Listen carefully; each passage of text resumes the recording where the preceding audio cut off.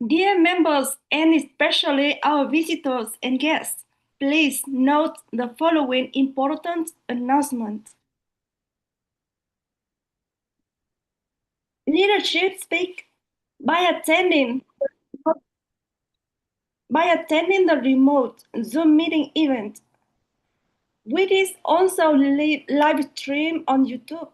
You agree to the public policy of Toastmasters International as well as the unassociated remote hosting service. Some of your personal information, such as name, image, and any shared messages, will be recorded. Your remote attendance hereby discharges Toastmasters International and Leadership Speak and or any of its members from all claims, demands, rights, promises, damages, and liabilities arising out of or in connection with the use or distribution of said video recordings, including but not limited to any claims for invasion of privacy, appropriation of likeness, or defamation. Zoom master, please to start recording.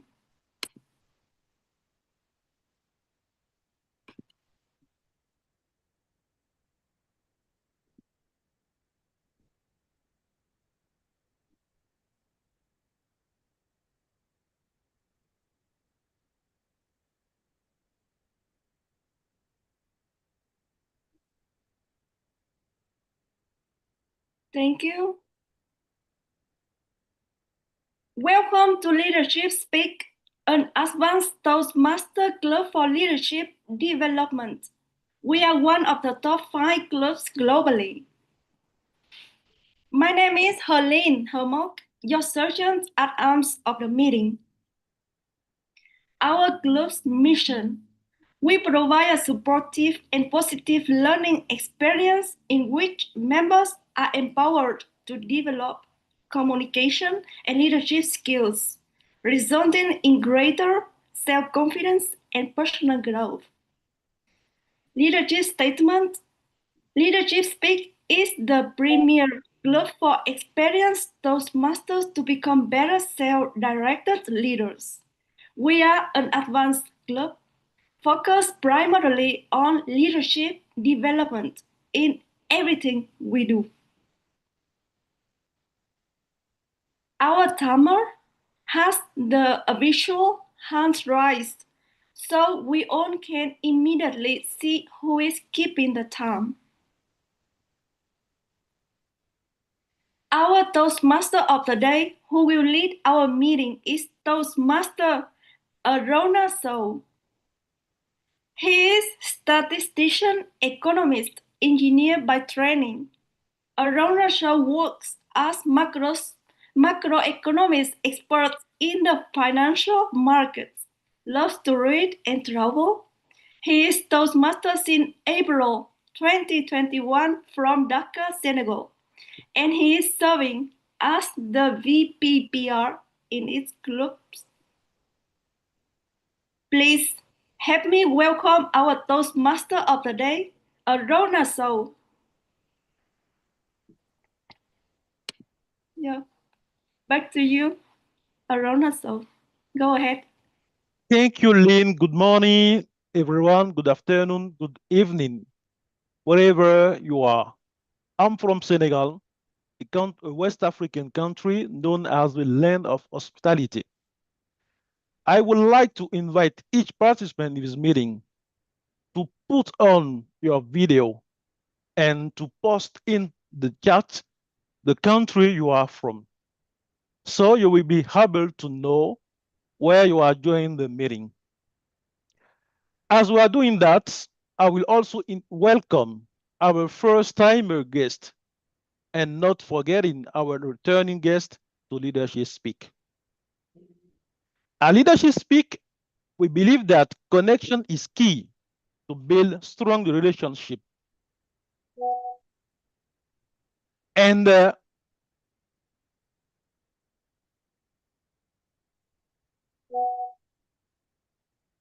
for that reason, I will also also ask our sergeant at arms to post our guest book on the chat box, and our guests can fill the book. And at the end of the meeting, we will connect with them. The theme of today's meeting is leading with strategic intelligence, how to deal with information in the era of new technology and of communication, and also in the era of artificial intelligence. In the era where information is everywhere, where chaos is everywhere. And someone said, if you remain calm in a challenging situation, you will win. And leaders need clarity to decide. In what we do at Leadership Speak, we premier club for self-directed leaders, and we are one of the top 5 clubs globally. The success at Leadership Speak doesn't come overnight. Preparedness is key. We lead with the end of mind in mind. Our regular meeting starts 3 weeks before. All role players receive training. We have also 2 meetings for practice. This allows us to anticipate shifts instead of enduring them. At Leadership Speak, we don't just manage information, we master it. We build leaders who transform complexity into decisive clarity, convert uncertainty into opportunity. Leaders will think strategically, decide boldly, and shape the future. Ladies and gentlemen, as we move to our next session of the meeting, I would like to invite Mohamed Azimuddin, our toast deliverer today, to deliver his toast. Zoom Master, can you spotlight Mohamed, please?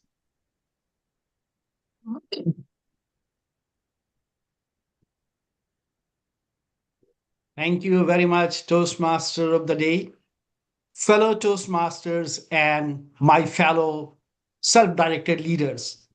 Have you ever noticed that the brightest stars don't shine for us when the skies are clear, but when the night is darkest? In the same way, leadership is not tested when the path is smooth. It reveals itself when uncertainty surrounds us, when choices are complex, and when clarity is hardest to find. Today, we live in the world overflowing with information. We scroll, we swipe, we analyze. And yet, so often, we remain trapped in endless reaction. My leaders, many leaders chase the next crisis, rushing without direction, but the exceptional ones rise above the noise. They bring clarity where there is confusion. They act with courage when the path is unclear. They step forward, not because they have all the answers, but because they have the vision to light the way. The management thinker Peter Drucker once wrote, the greatest danger in times of turbulence is not the turbulence. It is to act with yesterday's logic. These words reminds us that leadership today is not about clinging to what worked before. It is about seeing differently, thinking boldly, and choosing wisely, especially when the map no longer matches the terrain. That is the sense of strategic intelligence, the vision with discipline. It is foresight with purpose. It is courage in action. And it is compass that points us forward when familiar landmarks disappear. And here In Toastmasters, we cultivate this every day we speak. We transform scattered thoughts into message that inspire. We turn hesitation into confidence and fear into clarity. We are not just learning to speak, we are learning to lead. So tonight we celebrate to the kind of leadership that dares to shape the future instead of waiting for it. In the name of leaders who do not drown in information but rise with wisdom. In the name of leaders who do not freeze in uncertainty but move with foresight. In the name of leaders who do not merely react to change but create it. Fellow leaders and Toastmasters and guests, unmute yourself, open your camera, and raise your glasses to leaders with strategic intelligence. To leaders with Leaders strategic in intelligence. strategic intelligence. Strategic intelligence. Yes, thank you. Thank you, Mohamed, for reminding us leaders need to raise among chaos. And now we will move to our role takers. And the first role takers is Robin Stone from South Africa. Robin, can you tell us what your role is about as timer? Certainly. Thank you. Thank you very much, Mr. Toastmaster of the day. I'm your timer for today's meeting,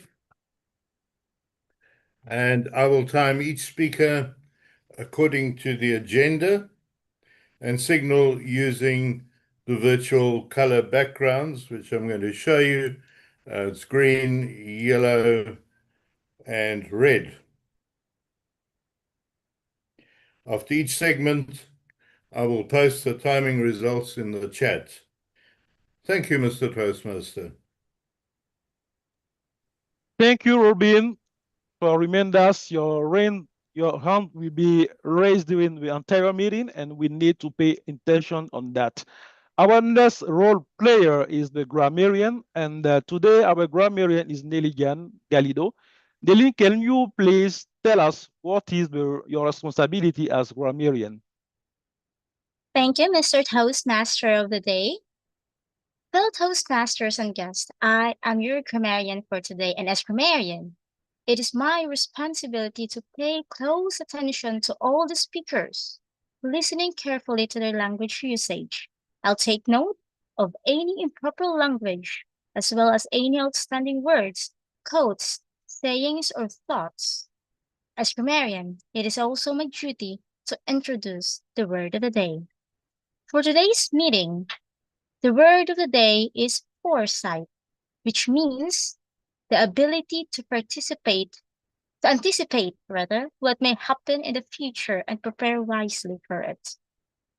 An example of using the word is, at Leadership Speak, we learn that true leaders use foresight to transform vision into action and challenges into opportunities.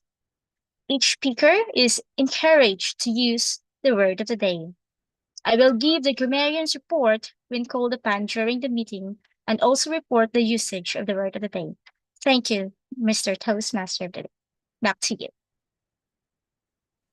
Thank you, Nelly. Now we will move on to the purpose speeches part of the meeting. And our first speaker is Marie Cusin from Swiss. And I will invite our evaluator, Sandra, to tell us about the objective of Marie's speech. Thank you so much. Marie has put a lot of foresight into preparing this extensive speech. She is doing motivational strategies, project 5-8, level 5, part 8, I should say, preparing to speak professionally, which means a longer speech. And that's a skill all of its own. She's to present a keynote style speech exemplifying professional level speaker points of view in a style that supports the speech contest. On a personal level, she is asking us to focus on the pace and the energy and see if the audience is convinced of the merits of the methods that she's bringing forward. So please stay attentive and watch and see. I'll be watching your faces if you are convinced. So listen up, everyone. Looking forward to Marie. Thank you. Back to you, Toastmaster.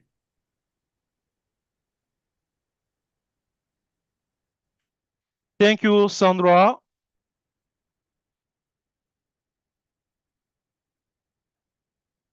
Marie's speech title is the 47 Welcome Messages from Noise to Strategic Goal. And I can wait to learn how to transform noise into goal.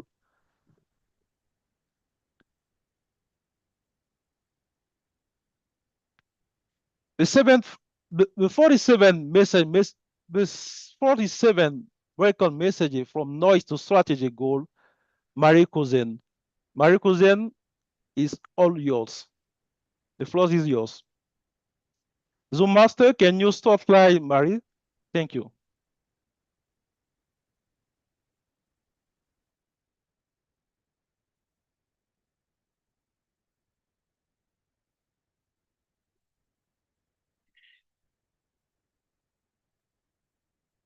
Picture this. It's 9 a.m. You unlock your phone and bam! 47 WhatsApp notification from your professional group. Every single one says the same thing. Welcome, Marie! Glad to have you. Congrats! A tidal wave of kindness. It's nice, but utterly useless. Raise your hand if you've been there. Yes, you know what I mean. Dear guests and fellow Toastmasters, we live in the information age, but let's be honest, most of us are drowning in it. As the former PR of the International Summit of Francophone Speakers, where I worked with more than 40 people across 45 countries, I saw this pattern everywhere. And today, I want to show you how to turn that chaos into a strategic advantage.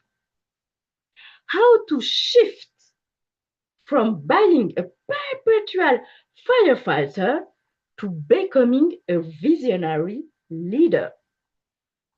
Someone who shapes the future through the principle of strategic intelligence.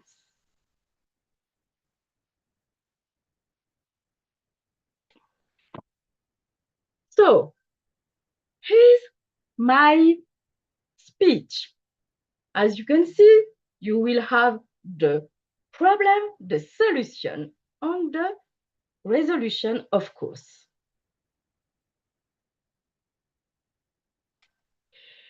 The problem, information overload. 4 minutes. It takes about 4 minutes to be submerged by the waves of information. Here's the hard truth. According to Microsoft, the average knowledge worker checks their email every 11 minutes.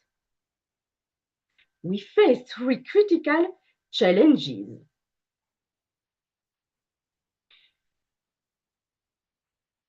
Challenge 1. It is analysis paralysis. Challenge 2. Firefighting trap. Fire 3. Confusing information with intelligence. Challenge 1.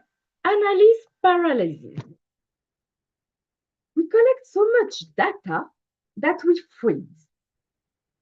Imagine a manager receiving 200 emails a day, spending 2 hours sorting instead of deciding.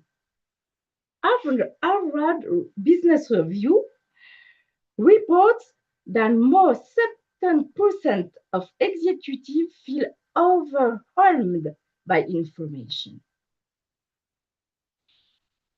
Challenge 2, the firefighting trap. Instead of anticipating, we react. We become organizational firefighter, always chasing the next emergency. Studies show reactive leaders make 40% more costly mistakes than proactive leaders. And finally, challenge 3, confusing information with intelligence. Having access to everything isn't the same as knowing what matters. Owning a library doesn't mean you know how to extract its wisdom. On his, where our WhatsApp example comes, full circle. A new member joined. 40 people send generic welcome messages. Within minutes, the thread becomes unreadable. Real impact? Zero. Human connection? Lost in the digital noise. Blah, blah, blah, blah, blah, blah, blah, blah, blah, blah, blah, blah. This is exactly what happens in boardrooms, team meetings, and strategic sessions. Lots of activity, very little insight.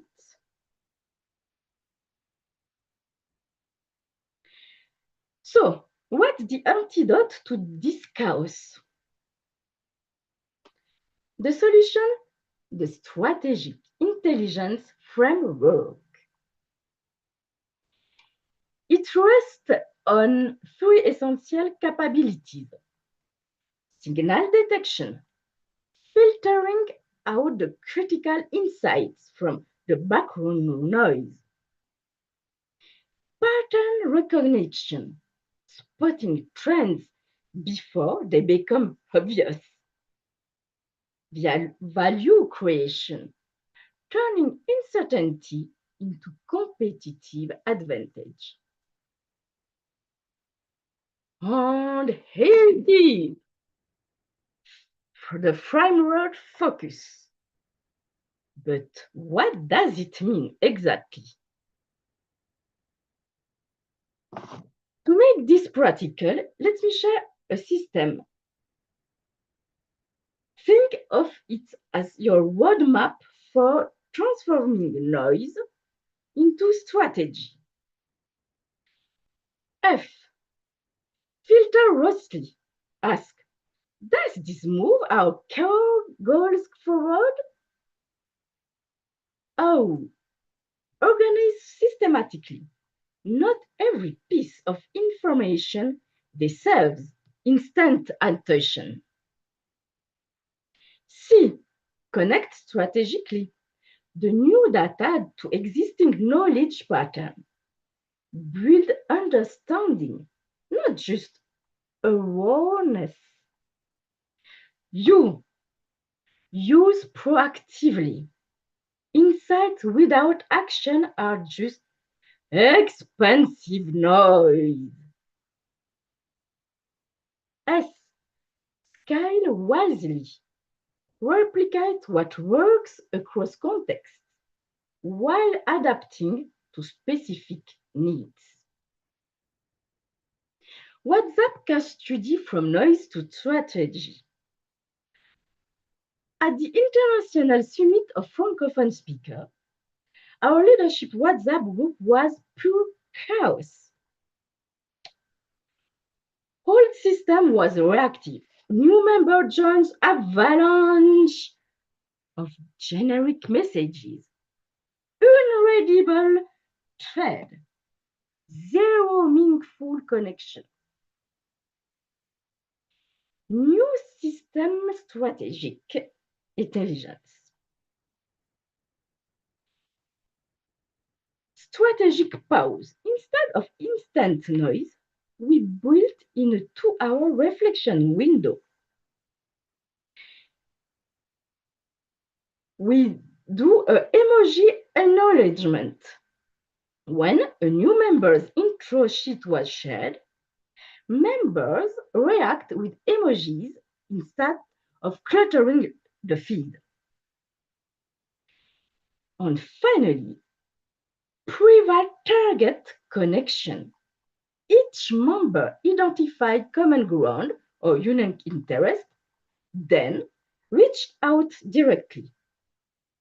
Tools like LinkedIn or even ChatGPT helped structure thoughtful, personalized messages. The result.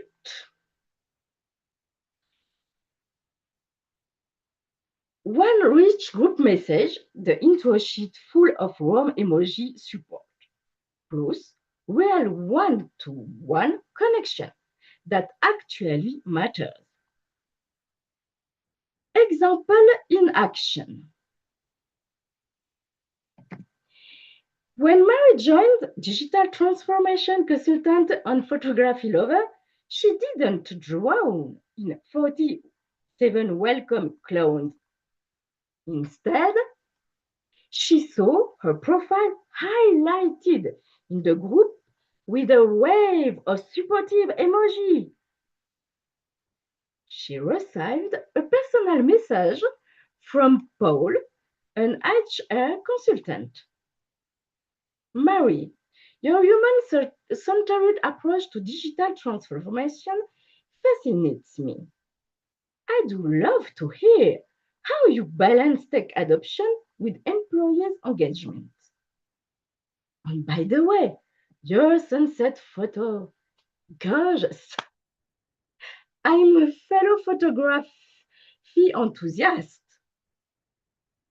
Which do you think made her feel more valued? Of course, the personal messages. So the 3 strategic pillars.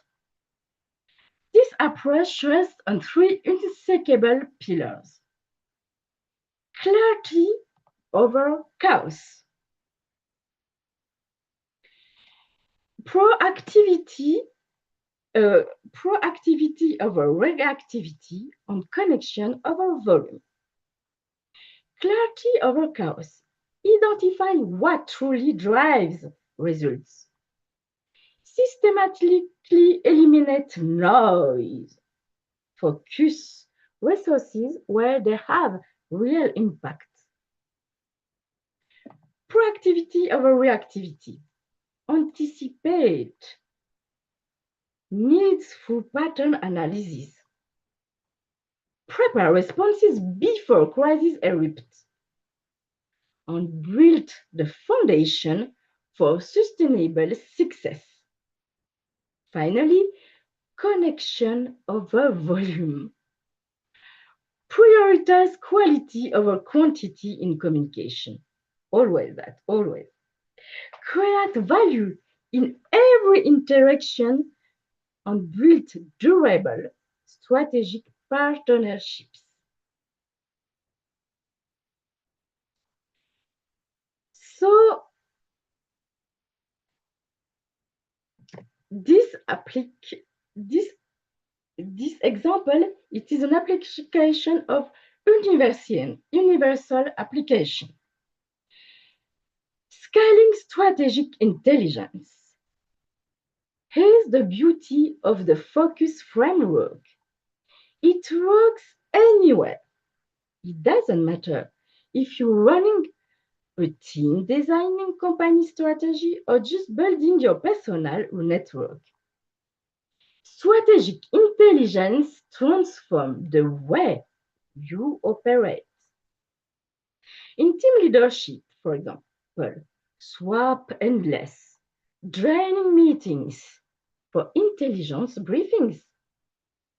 One tech company cut meeting time by 60% while improving decision quality by structuring how information was collected and shared.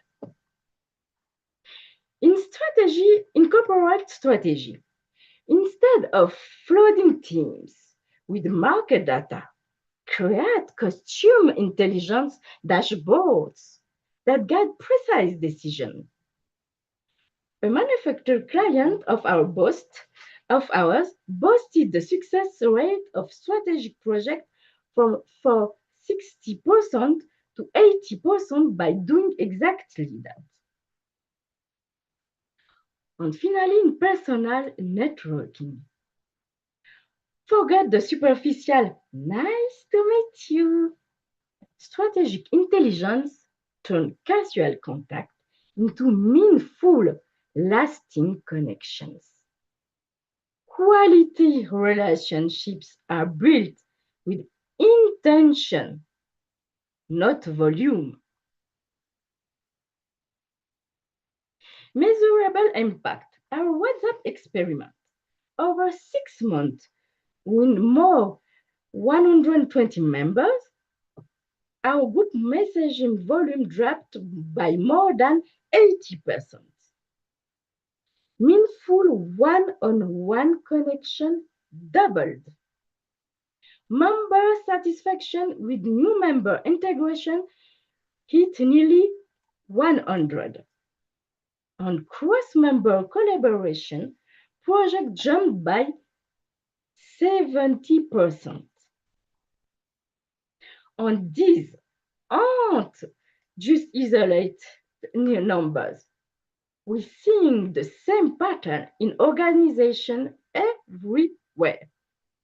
When you replace reaction with strategic intelligence, efficiency and effectiveness don't just add up, they multiply.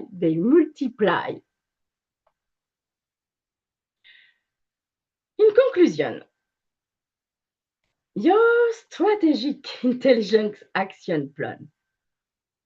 So, what do you do when you walk out of this room? Let me give you 3 immediate actions. Action 1, run a personal intelligence audit. Yes. This week, track your signal to noise ratio. For every piece of information, for every piece of information you consume, ask, is this creating strategic advantage or just eating up mental bandwidth? Action 2, design a strategic system. Pick your highest impact communication channel, maybe team meetings, client interaction, or even family discussions. And apply the focus framework. Start small. Measure the difference. Action 3, define strategic metrics. Choose 2 or 3 key indicators that will tell you if strategic intelligence is working in your world. Because remember, what gets measured gets managed. The strategic intelligence mindset.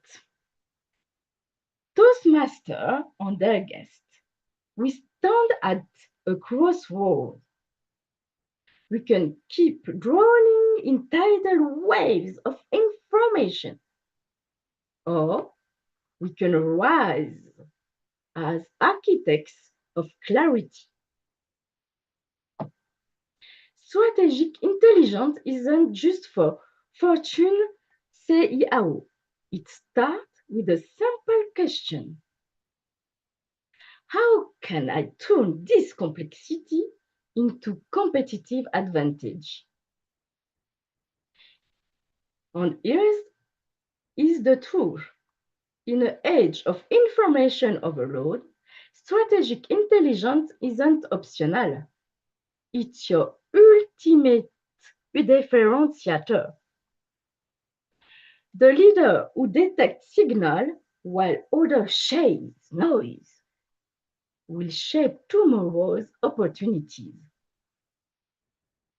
So, the next time you see 47 identical notifications, don't roll your eyes. Smile. Because now you hold the framework to transform that chaos into a symphony of strategy. Think strategically.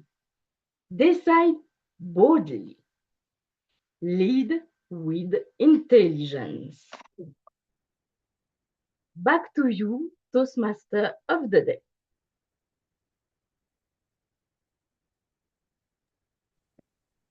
Thank you, Marie, for sharing with us your strategic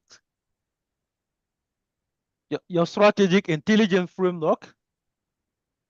And leaders need to be focused in chaos by filter ruthlessly, organize systematically, connect strategically, use proactively, and scale wisely. Now I will invite guests who join us now. We have the guest book posted on the chat. I will invite you to fill this book, and later on the meeting, we will connect with you. Now we will move to our next speaker. Our next speaker is Phibian Joseph from the beautiful land of Guyana. And I will call Phibian Evaluator. Phibian will be evaluated by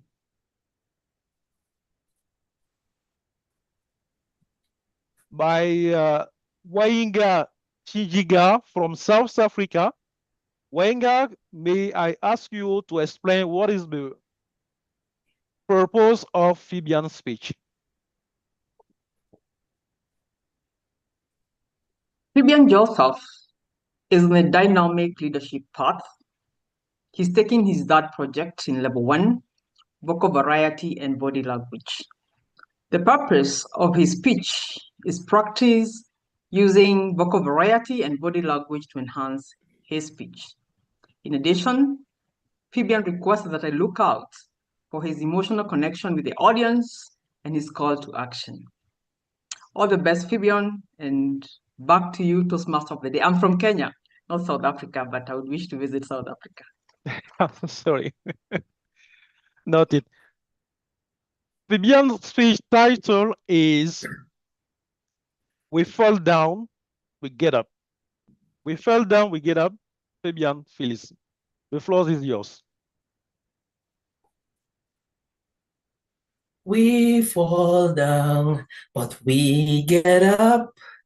We fall down, but we get up. La la la la la la la la. Who falls down?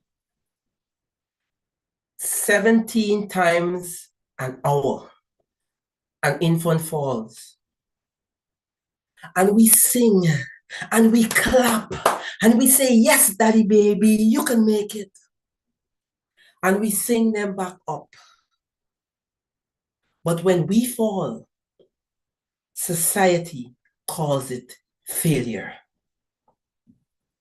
They say success is everything, but no one talks about the stumbles before the spotlight or the silence before the applause. What if We stop hiding failures and start honoring them. Imagine walking into a room and say, I have failed. And the entire room stands and clap. Not because you fell, but because you had the courage to rise. Society celebrates the destination, but they shame the detours. We see the medals, but not the bruises. The promotions are not the panic attacks. But here's the truth. Failure isn't the opposite of success. It is the teacher, the trainer. It is the path. Fresh out of the University of Guyana, I was given a management position with no experience, no training. I was selected to present my monthly report. My heart started racing. Boop, boop, boop, boop, boop. Hands got so sweaty as I read that report line by line, praying. It made sense. When I finished, my boss took that report, flung it to the other side of the desk, and he said, that was the worst report I ever heard. All my colleagues burst out with a laugh.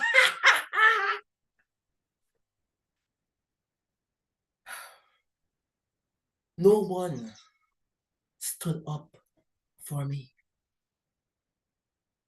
And that moment didn't just embarrass me.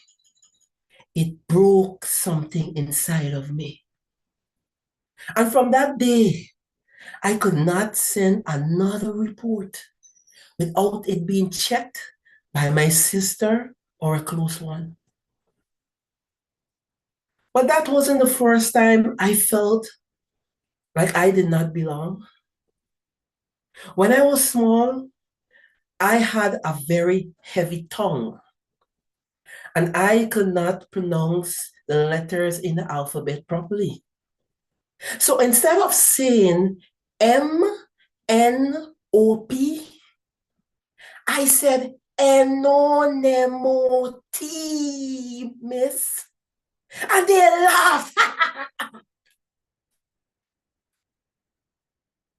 I was called the slow one and separated from the high achievers. But today, I believe that God did not separate me to shame me. He separated me to elevate me. So any one of you here who have been separated, laughed at, I am here as standing proof that your fall is not the end. The hardest thing about falling is not knowing how to rise, especially when no one claps. We don't just fear the fall, we fear the whispers, the stares, the voices inside that says, you are not good enough. You should have known better. Why even try? Those voices, it turns stumbles into shame. But the problem isn't only about falling. It's what we tell ourselves when we do.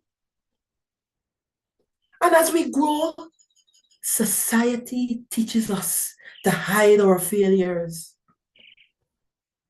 We trade curiosity for caution, vulnerability for performance, and soon we begin to believe the lie that falling makes us unworthy.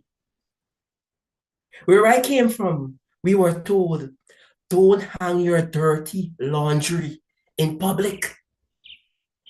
And maybe that's the reason why so many people fall in silence, because they don't allow their wounds to breathe. But what if in the middle of your fall, someone whispered and said, I believe in you? What if we had the courage to rise and we celebrated it, and not just the success at the top? Growth happens when we dare to fall forward. And when we do fall, the loudest voice isn't always the one outside, it's inside. Some spiral inwards, others reach out to friends, to mentor, or prayer. Some lean into faith, and I know I do. Because in my lowest moments, when I've questioned everything, I've clung to this promise. I can do all things through Christ that strengthens me. It's not just a verse for me, it's my lifeline. And others find healing through therapy or honest conversation. But sometimes just sitting in a virtual room like this, listening to someone say out loud what you have been carrying in silence, reminds you that you are not alone. So don't bury those failures. Build on it. And let's build a world we imagine, a world where we no longer hide our failures. We honor them. We fall down, but we get up. We get up together.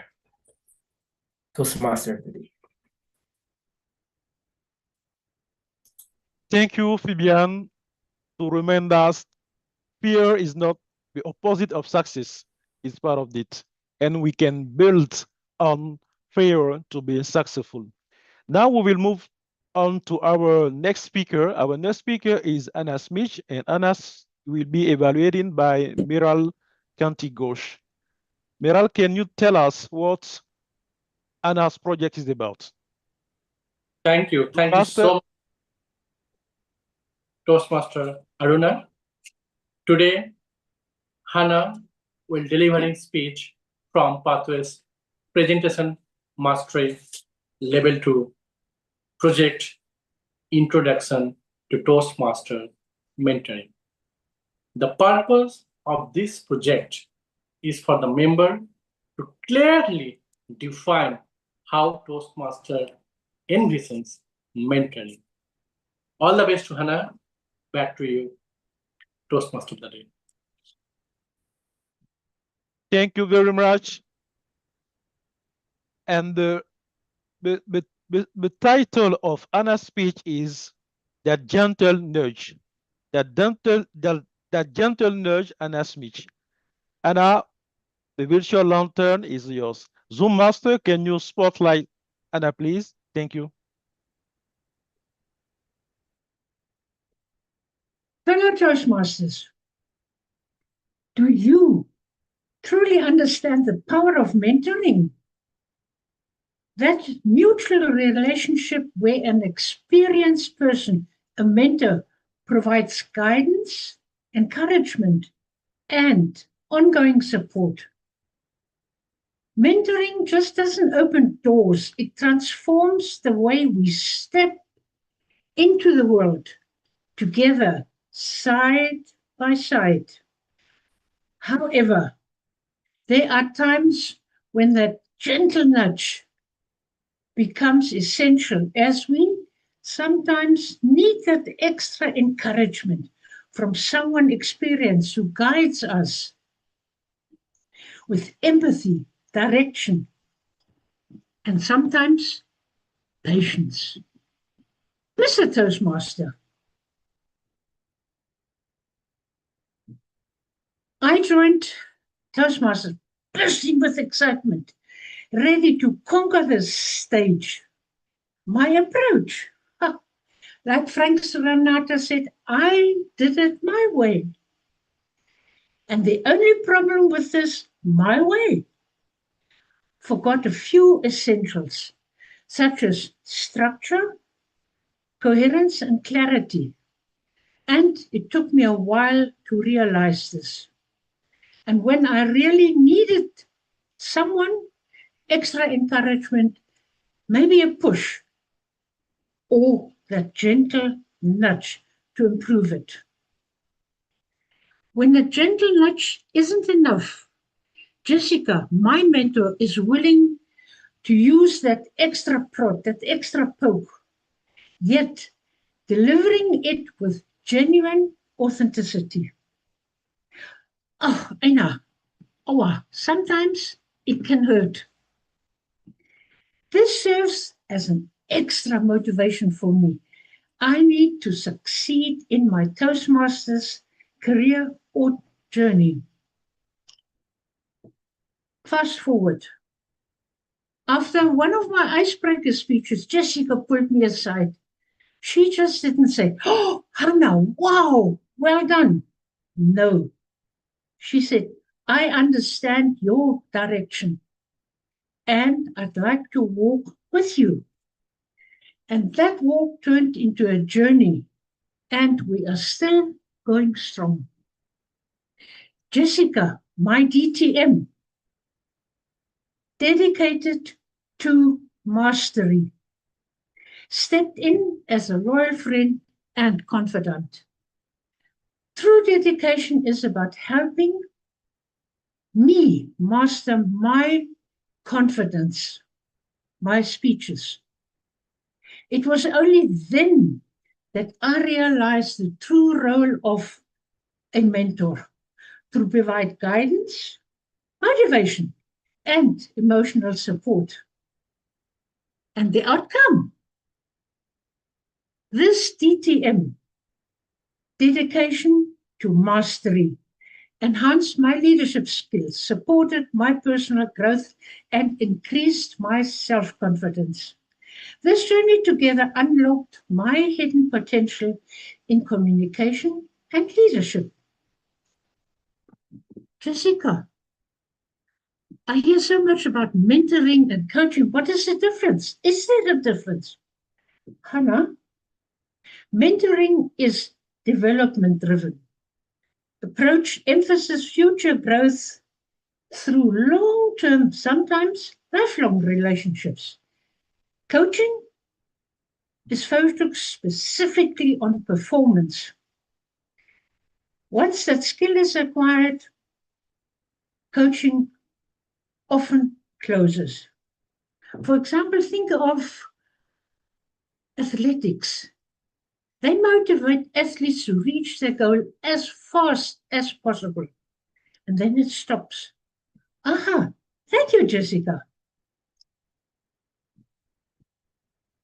Jessica inspired me, and thanks to her guidance and unshakable faith in me, I have become a mentor myself. I now use my skills she has given to me for my fellow Toastmasters here in Namibia in the community clubs to reach their goals. 2020. Since then, I have been actively participating in online and digital mentoring. During my Zoom hopping experience, I connected with Leadership Speak, an online club for self-directed leaders with members from 34 countries. At our Tuesday meetings, we call them extraordinary. We enhance our critical thinking skills by focusing on the core of mentoring. And these sessions meetings give members the chance to grow through evaluating that emphasize critical thinking and offer constructive feedback. Our master coach, Bram, mentors us and helps us reach heights we could not achieve alone. The Knowledge Gate on Tuesdays helps us refine our performance for our meetings, weekly meetings on a Saturday. Fellow Toastmasters, at the start of my speech, I asked, do you truly understand the power of mentoring? Whether you receive it or give it, mentoring doesn't just open the doors, it transforms the way we step into the world together, side by side. Yet, there are moments when we need that extra poke, that extra prod, that gentle nudge. Mr. Toastmaster,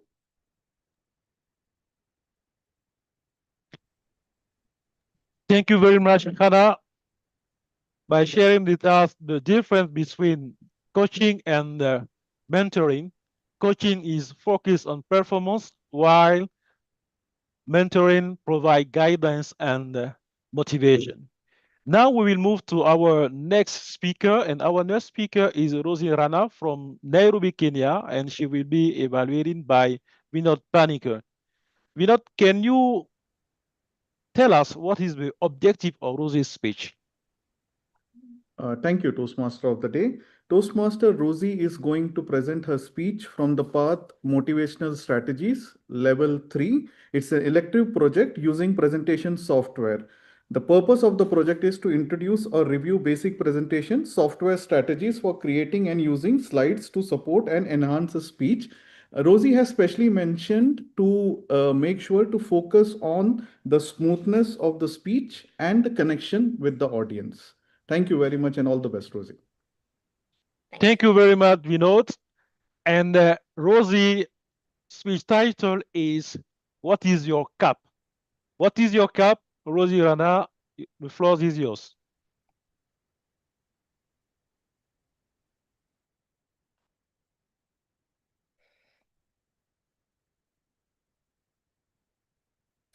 Fellow Toastmasters, how do you simplify complex ideas? We've been talking about breaking down complexity. For a long time, human beings have used analogies. We've heard of the glass half empty or half full, and how you view it will determine whether you're optimistic or pessimistic.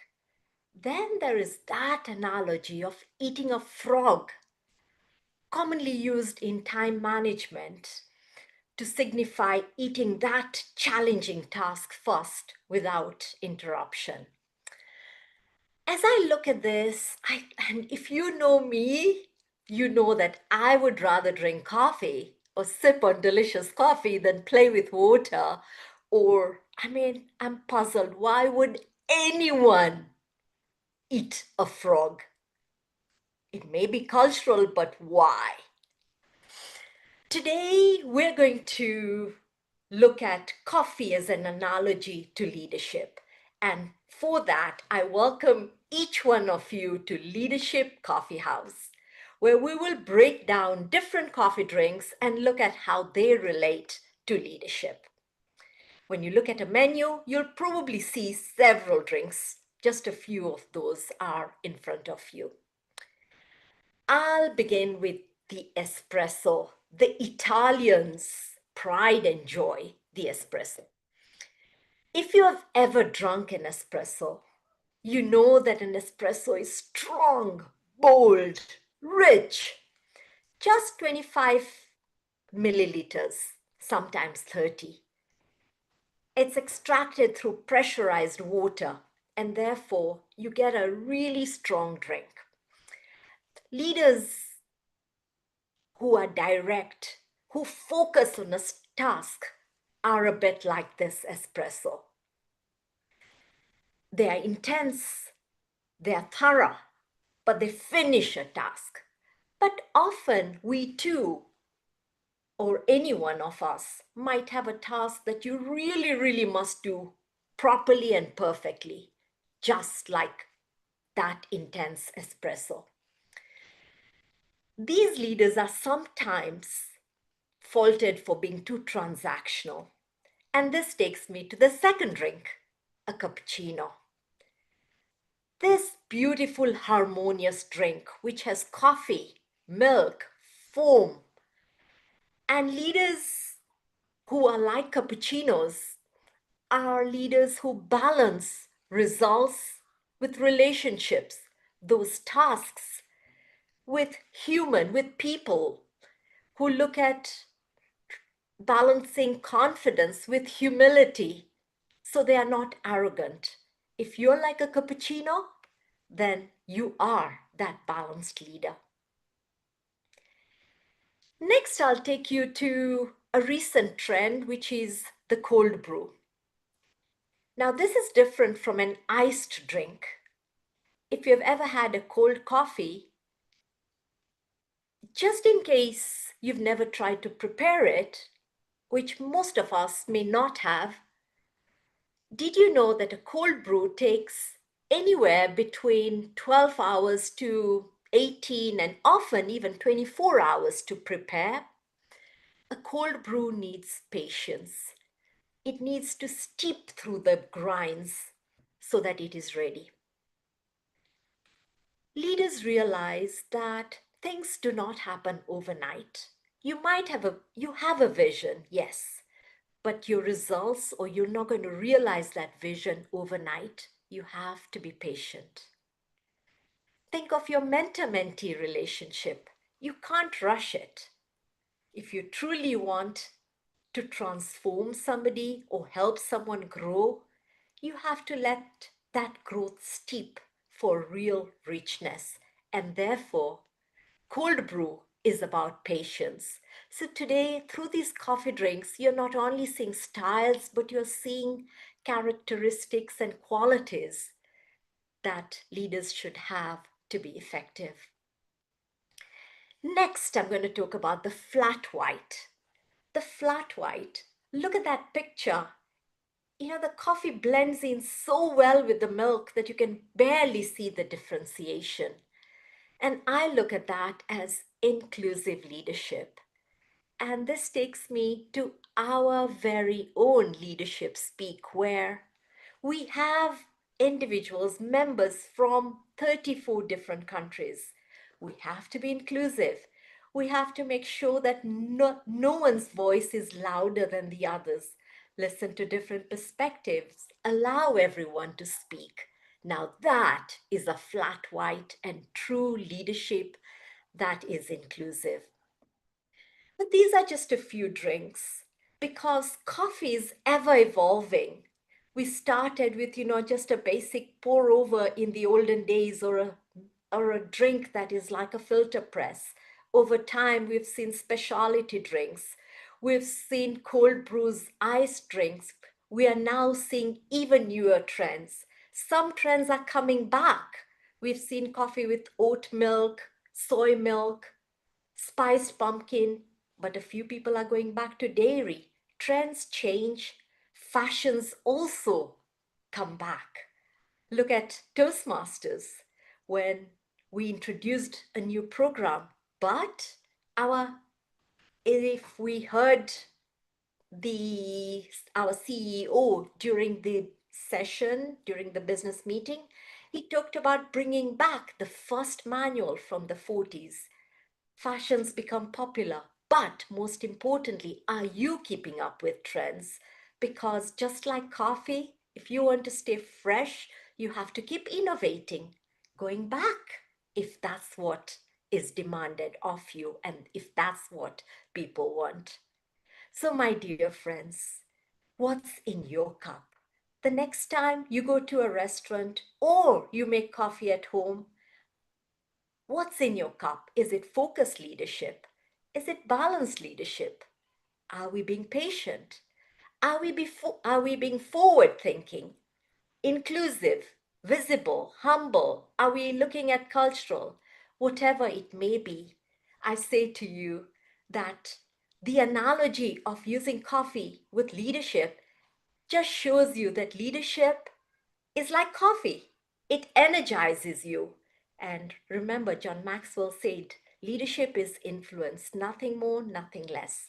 So when you have your coffee or when you display or demonstrate leadership, make sure that you are aware of its impact on others. So what coffee are you and how does it impact others? Thank you very much. And back to you, Mr. Toastmaster. Thank you very much, Rozy, and thank you for sharing the fact that coffee is like leadership. And like coffee, leaders need to keep innovating in order to be an effective leaders. So now we will move on to our next speaker, and our next speaker is Eirini Asimina Stamatoupoulou, and evaluator is Ray Rivero. Ray, can you explain what is the objective of Eirini speech? Thank you very much, Mr. Toastmaster of the Day. Eirini today is going to be doing her icebreaker, a first speech from the dynamic leadership path. She will be doing some highlights of a journey to her PhD, and she wants me to pay attention to the transitions and how it relates to us as Toastmasters. I've kind of were a little interested to see how she's going to fit this in when we normally have a 5 to 7 minute speech, but said, don't worry, Ray, I'll do better. I'll fit it into a 4 to 6 minute speech. So let's see how she does that. Over to you, Mr. Toastmaster today. Thank you very much, Ray. And for our first speech at Leadership Speak, Eirini speech title is From Quiet Observer to Confident Voice. From Quiet Observer to Confident Voice, Eirini Stamatoupoulou. The virtual lantern is yours. Thank you, Arouna, Toastmaster of the Day. Dear fellow Toastmasters and esteemed guests, have you ever walked into a room and felt like a ghost? You were physically present, you were listening intently, but for some reason, the proper words, just wouldn't come out. The brilliantly on point you wanted to make, the insightful question you wanted to ask, they just stayed locked behind your teeth. Maybe you were afraid of sounding foolish, or waiting till you sharpen enough your message or the ideal conditions to happen in order to be heard. For a long time, that was me. I was a quiet observer, a ghost in my own life, especially when I started my journey as a PhD student. Even here in our common club, I remained largely silent till today when I found the courage, finally, to deliver this icebreaker. Today, I want to share that transformational journey with you, from the silence of self-doubt to the discovery of my own voice. My PhD program was a dream that came true, a chance to immerse myself in a subject I was passionate about. But the reality was quite different. I found myself in a world of intellectual giants, or dinosaurs, if you like, where every conversation, every proposal you made felt like a high-stake debate. So I became silent. The silence wasn't just a lack of participation, it was a symptom of deeper struggle. It was self-doubt, whispering in my ear, your ideas are not good enough. You don't belong here. Then comes the isolation, the feeling of being a fraud, a quiet imposter syndrome, creating a loop of hesitation and anxiety. However, I was always empathetic with others.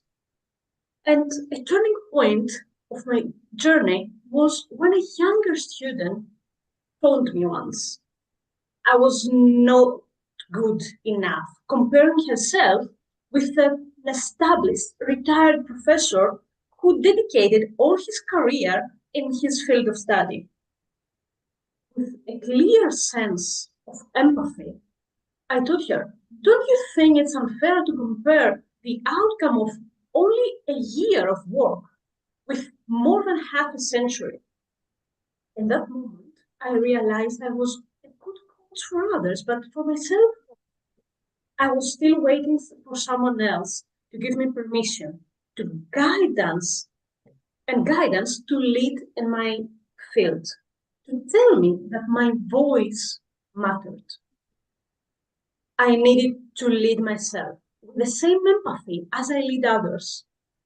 My first act of self-directed leadership was joining a group of peer PhD students. I was one of them, and I needed no one to give me permission to introduce myself again. Then I started blocking time on my calendar just to stay connected with my research topic. Afterwards, I made a list with every achievement I have done, and the list was growing fast. And finally, the superpower of turtle. I committed to myself working on a super small, tiny turtle step towards the completion of my studies, a limited time ranging from 2 minutes or the whole day, and bang! Over time, these small actions began to add up. I started to initiate conversation, to suggest ideas in group meetings, and to find my place, not just as an observer, but as a participant and a clear leader in my own field. I learned that my lived experience, the struggle, the self-doubt, the isolation, was a kind of expertise in itself. It was the very thing that allowed me to approach my work with empathy and purpose. The voice I found, it was authentic, it was honest, it was my own. And that is my hope for you today. I've shared this journey because it reflects a very personal challenge I faced. My expertise isn't just academic, it's lived experience. The most profound lesson I've ever learned is that confidence doesn't arrive fully formed, but it's built step by step by leading ourselves first. So if one, a quiet observer like me, can take those first sinky steps to find and use my voice, so can you. The purpose to confidence begins not with a role, but with a single small and deliberate act of self-directed leadership. Thank you. Toastmaster of the Day, back to you. Thank you very much, Irene, for this speech. And now we will move to our next but not least speaker. Our next speaker, last speaker of today's meeting is Iris Cassinela. And Iris will be evaluated by Luciano Zhao. Luciano, can you explain what is the objective of Iris' speech? Thank you very much. Good afternoon. So for Iris' speech today is going to be doing is project 1, level 1 on the pathway for communication mastery, and it's a icebreaker. So the main intent for the icebreaker is for the member to start speaking and introduce himself to the club. So that's the main objective. Thank you. Over to you, Toastmaster of the Day. Thank you, Luciano. And the Iris speech title is Scare, Setbacks, and Surprises, My Career Journey. Scare, Setbacks, and Surprises, My Career Journey. Iris Cassinela, the floor is yours. They say a nice breaker is to get people to know you. I could tell you about my resume, but let's be honest, resumes are boring. Instead, I would like to tell you all about how I once lost my job. I lost my job. I was fired. And I was fired with no reason. I was fired with no reason. It cannot get any worse than that. No, it cannot. I was working in the field and heading back to the office. I arrived in the office. There was my Canadian manager. Irish, welcome back to the office. Have a seat. Irish, I'm afraid to tell you that we no longer need your service. This is your paycheck. This is the door. I was shocked. I asked, have I done anything? Or have not I done anything? No, Irish, we don't need your services anymore. This is your paycheck. This is the door. Make sure you do not hit the door on your way out. Fellow Toastmasters, if you have ever lost your job, please put your hands up, make a sign, wave to me, do something if you ever lost your job. Thank you, fellow Toastmasters and esteemed guests. I am not so unique. I am not so special. I was heading back home. The journey back home, trust me, felt like an eternity to hell. I was angry. I was devastated. I was beating myself up. I was almost hit by a car. This is how bad it was. No foresight to get me prepared. No foresight. For the Toastmasters and esteemed guests, life often has funny ways to teach us lessons. What I thought was the worst thing that ever happened to me, what I thought was the end, was actually the start of something bigger, something greater, something more rewarding. What I thought was my end was actually just the beginning of something great. Not long after, I got an opportunity with a major oil company, top 3 major oil company in the world. Couldn't be anything better than that. So, of course, I did not start in a fancy office with a suit and a tie. No, I started at the bottom. And I didn't climb, I did not use an elevator. I used the stairs on my way up in the organization. I used the stairs, not an elevator. And some of those stairs, trust me, they were very steep. And what shaped me along those many years were not the promotions, but the scars. The scars. The scars for those masters and dear guests. The challenges, those were the ones that shaped me the most.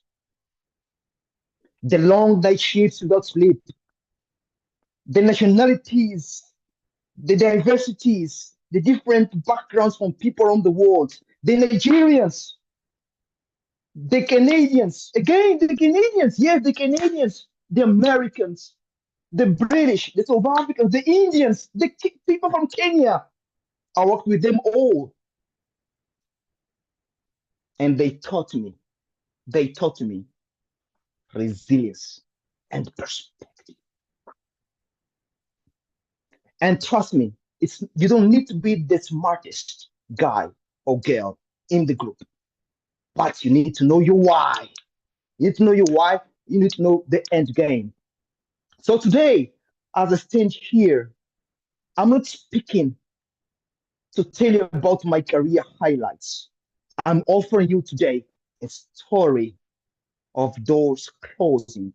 I'm offering to you today, your plan can be this small.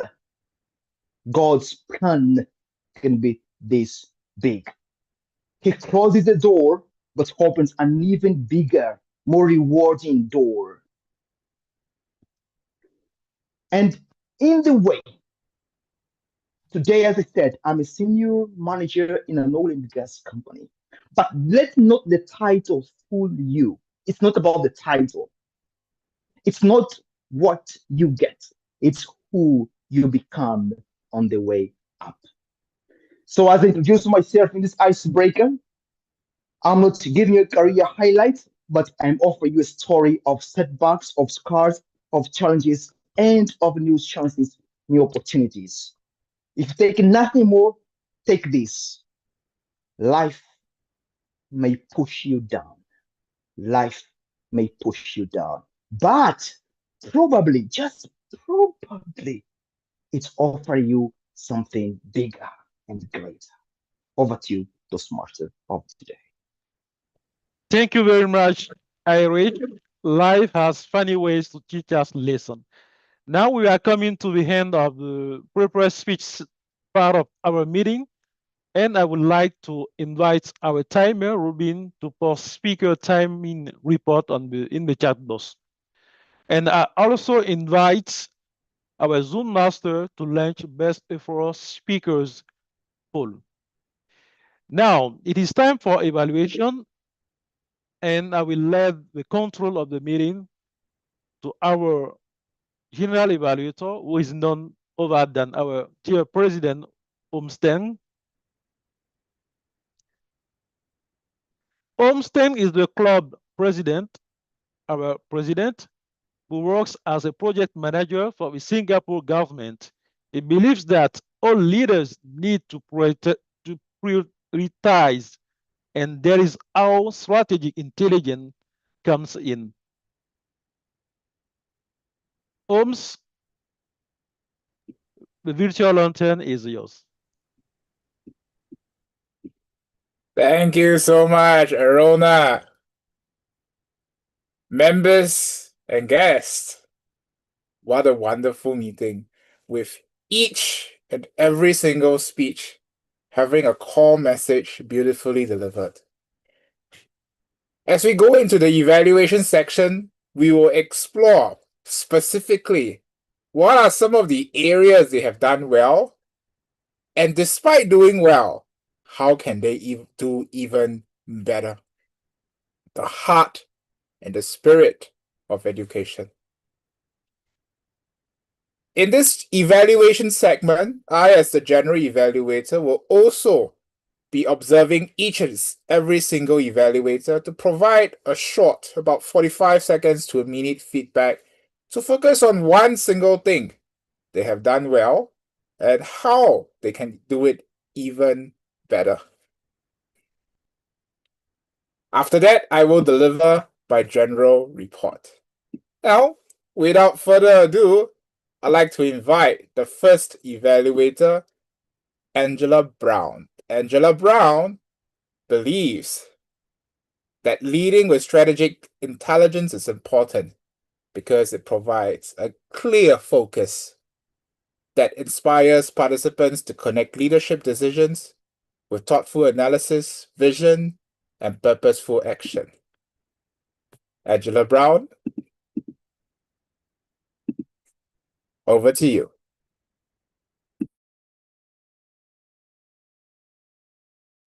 Good morning, fellow Toastmasters and distinguished guests, especially you, Mohammed.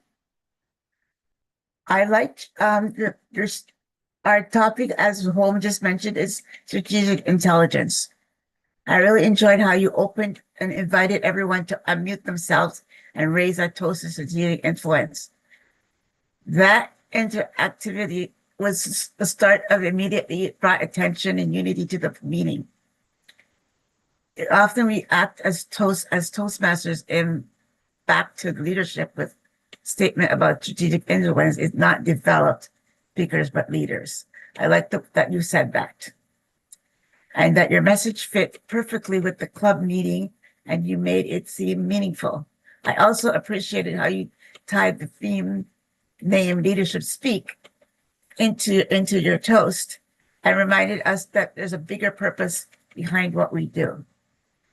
My recommendation would be in order to make your toast stronger, would be to add some vocal variety into your toast. I also like the fact that you did the quote of Peter Drucker. You could have, when you're doing your quote, pause a little bit after and what the power of the toast sink in. So overall, your toast was engaging, inspiring, and well aligned with our theme. You not only brought the room together in a shared action, but you also left us with the leadership message that enforces why Leadership Speak is more than just a speaking club. It's a place where leaders are made. Thank you. Thank you, Angela. Thank you, Angela. Thank you. In your evaluation, you had a good structure, highlighting what has been done well and what could be improved. One way I think you can add further value to the toast is to demonstrate specifically what do you imagine the toast to be. Is it the pauses? Is it members and guests? I invite you to raise your glasses and unmute yourself. What kind of vocal varieties do you imagine the toast to have? That would be wonderful to show us all. Thank you so much. Next, I'd like to invite the evaluator for our TMOD, who is Alvin Abra. He believes that strategic intelligence is mandatory because it can save us a lot of time and lead to great execution. Alvin, over to you. Thank you, G.E. Holmes. Arouna Sow, put on the show today. The theme strategic intelligence really embodied to him today. Preparation, execution, I feel it's very smooth. I feel that he is in command on the entire meeting from preparation up to execution. That is him, well prepared. That is being strategic about having a foresight about what to be happened. Now let me share my feedback to Arouna. First, the good parts. In leadership part, he is in command, giving instruction, prepare everything, including agenda and guest book. I saw that checklist is well done. The second one, what I admire is listening skill, where in every speech, Arouna gave 1 to 2 sentences, which was very efficient. This is things that we took for granted sometimes. Give a remark to the speaker. What will be my suggestion? The first one is the comfort level. I feel that Arouna is not really relaxed. I feel that the pressure was very, very high. I know we are advanced club. The pressure is high, but the pressure is very good. Pressure that make we grow. What I suggest to you is smile more. Smile will fake your mind, will fake your brain, and will make you believe that everything will be better. This is applicable for me if I present in very big stage. I will be die if I make mistake. No, just smile and do it. And the impact of smiling, Arouna, it will give you focal variety. You will have the right pace, the right tone, And not only you that will relax, me and the other audience can also relax too, because I believe every audience can feel us. If we are not relaxed, they are also not relaxed, and the situation of the meeting will be not comfortable. And this is also I saw a mispronounced in some speaker's title as also the aftermath of not being relaxed. So overall, Arouna, love your leadership, well prepared strategically, save your time, great listening skills, paraphrasing in great way, and just one thing to consider, smile more, it will bring many benefits. Vocal variety and more confident is the result. Back to you, Holmes. Thank you so much, Alvin. I like how you spend time to elaborate on how people would get it if you were relaxed. A little point of an improvement could be that I realized that you were talking about unrelaxed, spend some time on talking about relaxed, then you jump back to how the mispronunciation of name was a sign of not being relaxed. It might be better if you focus a whole section together, even showing some signs of facial expression and body language of how people would feel that the anxiety is building up. Then move on to the being relaxed version. So it's a more complete set. Overall, well done, Alfred. Next, I'd like to invite Sandra Vox, who is evaluating the our Leadership Speak educational speaker. Sandra believes that as artificial intelligence and data bury and overwhelm the masses, a leader needs to strategically keep an eye on the grounded basics, the foundations, to cut through the fluff, lead the truth, and thus maintaining the balance in forward motion. Sandra, over to you. Thank you, Holmes, for that wonderful introduction. Oh, dear. And Marie, you certainly did bring foresight into preparing.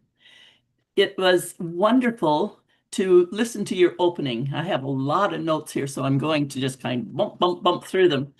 The opening, it's 9 a.m., a wham, 47 messages. Welcome, congrats, nice, and utterly useless.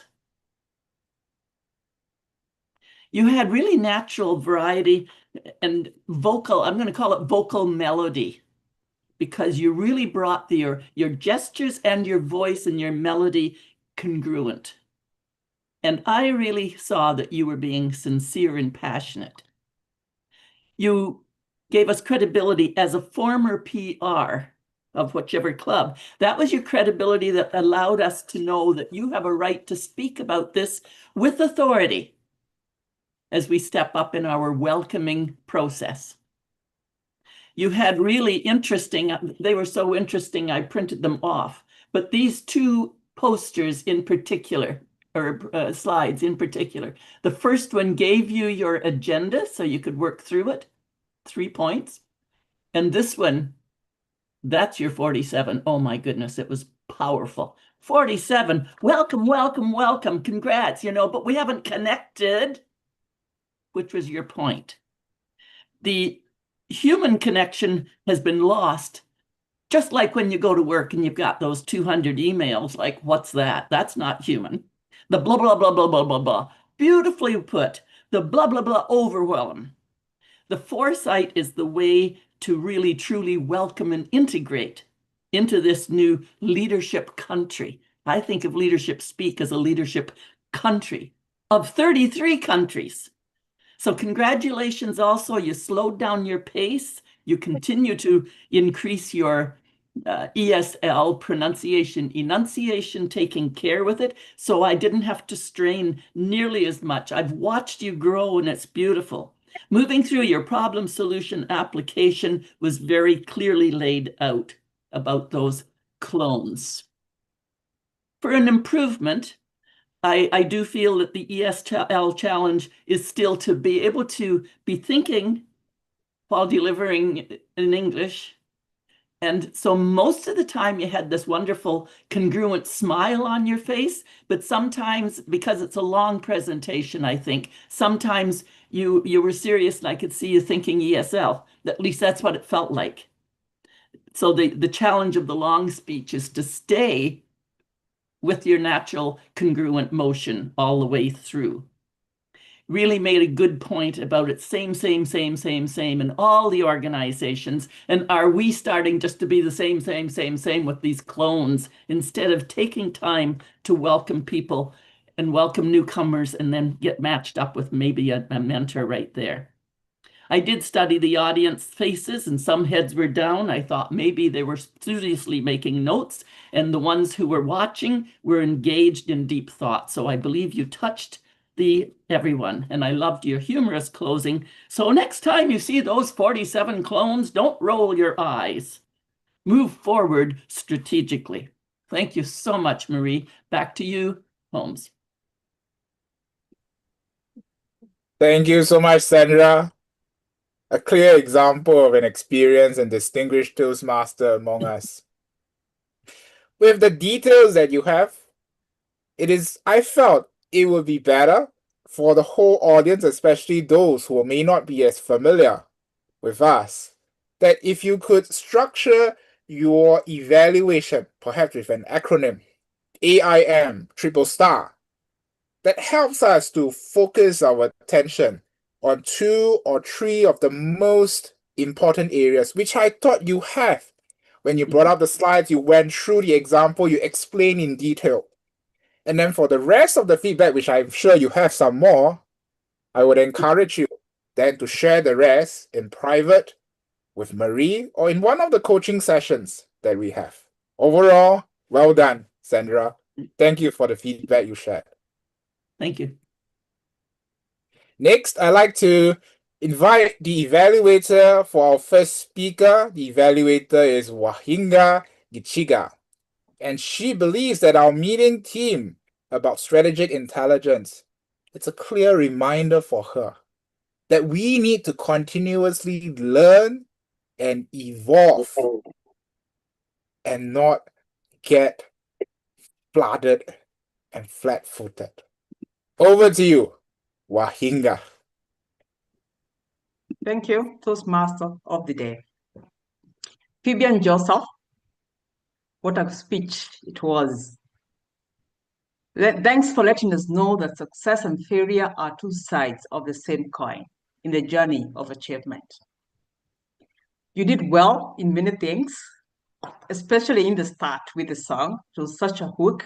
We were all hooked up and waiting to see what more you would bring to the table. Other areas that you did so well was in vocal variety.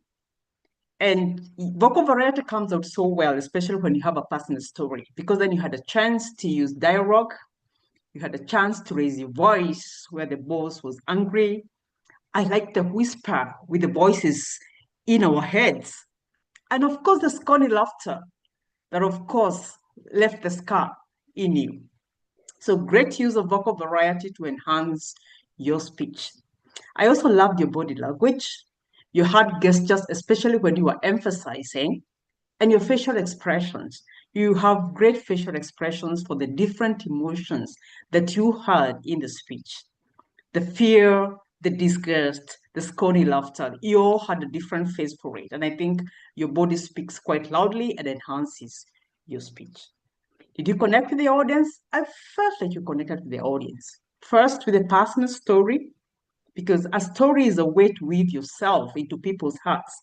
And your 2 stories weaved you to our hearts.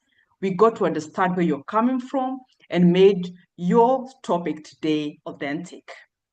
And like Sandra had said for the previous speaker, made you credible to give this speech. I like the childhood story, and I like the story of your boss. What could be done differently to enhance the speech? This, I felt, was meant to be a transformational speech, one that is meant to encourage us, to step up even when we fall. I would have loved to hear the point where you resolved to do a better report, or what you did to get out of your stutter. Who came into the picture? What happened? That's a transformation point that would have enhanced that speech for us to feel we want to do it just like Phibian did. So think about that when perhaps you said you want to do this speech for a contest. That would be a very great addition to that speech so that people can feel, whoa, I want to do it to my life like Phibian did it. What else would you work on? Time. I think time went quite beyond what was expected. I think you had 8 minutes, 22 seconds. Look at that, restructure your speech, see what you can cut off so that you can be able to add in what will add value to that speech. All in all, great speech, great vocal variety, body language, connection with the audience. Just work on the connection point, the transformation point, and your time, and you keep speaking. Back to you, General Evaluator.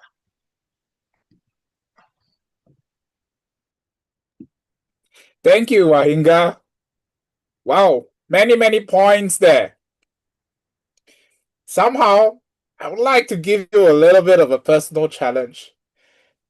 Next time you do evaluation, I would like to ban you from saying a few phrases.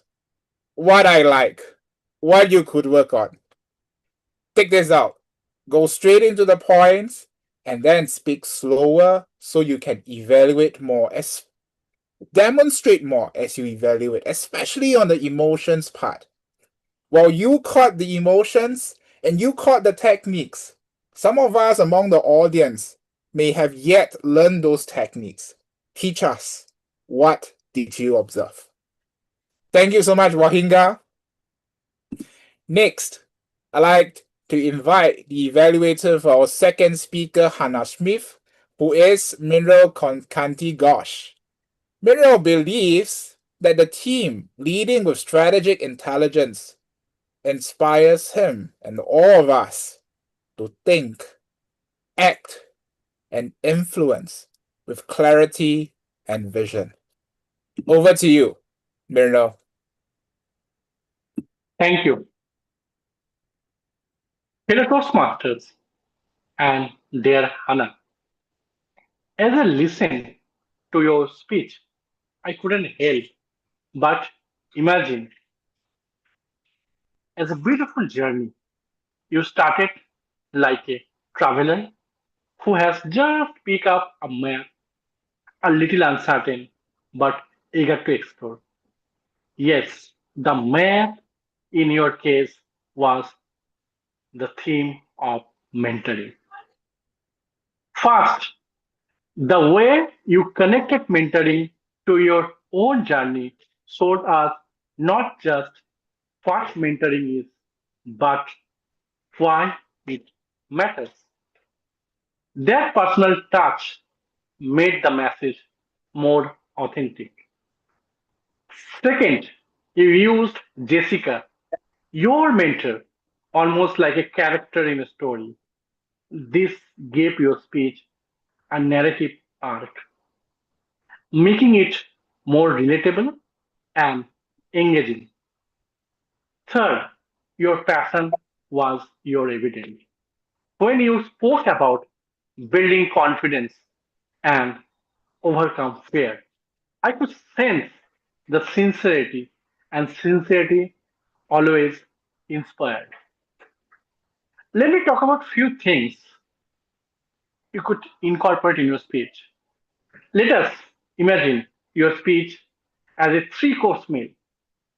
The starter was strong. Your opening question: do you understand the power of mentoring? You can take a pause for more attention from the audience. Next time, when you start with a small story bite, perhaps a quick incident, how mentoring changed a moment of your life. The main course, a solid ingredient, a role of mentors, your DTM journey, differences between mentoring and coaching. To make it even more tastier, organize this point with a clear transitions, like moving from appetizer to the main dishes smoothly. Finally, the dessert. Your conclusion, you left us reflecting, but you could make it sweeter by summarizing your key messages in one crisp line. Mentoring is not just a guidance, it is a gentle nudge that transforms life. So, overall, Hannah, your speech was like a mentoring handshake, firm, warm, and encouraging. With a little more structure and storytelling spice, it will not just inspire but also linger the minds of your audience long after you step down. Thank you. Over to you, General Evaluator. Thank you, Miro. You had a good evaluation. And as a manager, I'd like to talk a little bit about the executive presence on Zoom. I realized that as you were speaking, it looks like you were flashing, perhaps because of the lighting, and there was a bit of echo coming from your background. That would have impacted your credibility because of the voice and your visual if you were to present at the world stage, which we are all preparing for. I'm sure you could work it out, and the next time we hear you, it will be Miro with an excellent executive presence. Thank you so much, Miro. Next, I'd like to invite Vinod Panicker, who believes that even if we have a goal, a plan, a vision, these are not strategies. What is key here is you need the strategic intelligence. Then you have the key to success as a leader. Let's hear from Vinod. Over to you. Thank you very much, General Evaluator. Toastmaster Rozy gave an amazing presentation, so I will be evaluating her speech using a presentation. And I believe everybody can see the presentation over here. I just need a nod from someone that the presentation is visible. Yes, thank you, Sandra. So Rozy, what's in your cup? We all know that Toastmaster Rozy eats, sleeps, and breathes coffee. There was a foresight that something related to coffee was coming, but in hindsight, we learned leadership lessons. Thank you very much for that.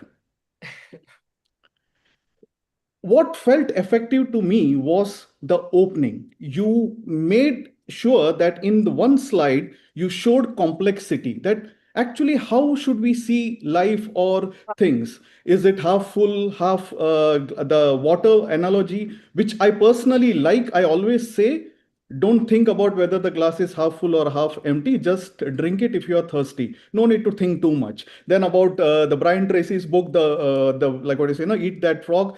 That set a clear, like what you say, path for your success, or as a speech what was coming. So now your job was to break those complex ideas into simple one, and you did a fab job. As soon as you compared leadership styles with different coffees, because coffee is a metaphor which can be easily, like, everybody understand, even though people may not, everybody may not drink it, but we may drink, some may drink tea, but everybody understands it. And I would recommend you give this advice to Toastmasters International to change their speech of understand and communication and leadership style to use some nice metaphors so that it becomes interesting in Toastmasters. So that I felt was very powerful over there. Then the comparisons, espresso to focused leadership, cappuccino to balanced, I felt that was very effective. And this is a keynote material. I would love you to develop this into a detailed keynote of 1 hour or a full 6 hours training course. Now, how could, like what you say, you spice up the coffee or roast it a little bit more. What I personally felt was you took us into your coffee shop and you made us taste all the coffee, but didn't give us time to enjoy it. It was like zoop, zoop, zoop, zoop. After the fourth cup, I was like, which coffee is actually I'm tasting? I could not get that. So I would have loved if you could have taken a little bit of time to explain, or you could have just showed an image. For example, if espresso was focused or direct, just in another slide show an image so that image stays with us, not only the coffee image. What were you trying to tell? The second thing which I felt could have been done was, in your closing, when you asked us what is in your cup, I actually wanted to type it, but then you stopped. This is what you wanted, the audience connection. You could have actually left us with asking what type of coffee you are or what type of leader you are, and everybody would have engaged, and then you would have ended. So behind every successful leader is a substantial amount of coffee, inspired by Rozy, Rana. Thank you very much for the speech. My time is over, so I'll give it back to the general evaluator. Back to you, Holmes. Wow. Another one of our experienced and distinguished Toastmasters in leadership speak, who did a PowerPoint slide that was, half an hour or so, and took multiple screenshots of the speaker, exhibiting the creative, innovative, and good uses of technology on an online meeting. A little bit of challenge, Vinod, to push you further. I'd like to see your face on the PowerPoint slide and your body expressions so we can learn more from you. Thank you so much, Vinod. Next, I'd like to invite Ray Rivolo. We will be evaluating our fourth speaker. Ray believes that leadership isn't just randomly guiding a group. There has to be goal or goals in mind to accomplish and help motivate others to grow and improve. Over to you, Ray. Thank you very much, Mr. General Evaluator. Eirini, I love how you spoke clearly and eloquently. You spoke with a bit of confidence, even though this is an icebreaker and your first speech here at Leadership Speak. I noticed that your message is very similar to what Phibian said in an earlier speech. The dilemma and the being challenged and the persistence to overcome those challenges. Sometimes we all feel that we get shot down and turn into a pile of ash. But we have to rise up, maybe stick that hand out and become another phoenix, rising from those ashes. And yes, we all relate to what you have been through. We've all have been there and done that. And thanks for confidently sharing your experience. We are not alone at how we feel. And you expresses that quite admirably. And most importantly of all, I wasn't sure with all the information that you were going to present it in 6 minutes. You did. Great job. Now, let's see what we can do to improve upon it. 2 suggestions. I noticed that you just used the left hand exclusively, with one on the side. I would challenge that you use both hands to express your ideas, not just to illustrate your main transition points, which you did well, but to also use them to illustrate your journey. Substitute the verbal with the nonverbal. And I also noticed you stood at one spot. That's very common when we're learning how to speak, that we just want to freeze and just go in the same position. Let's use the stage, even something like the Zoom stage, where we're trying to figure out how we're going to move, especially with the transitions. Because the audience will notice the transitions when you make the transition to say, this is an important point that I'm going to make. challenges because we want to hear the next time what you want to say.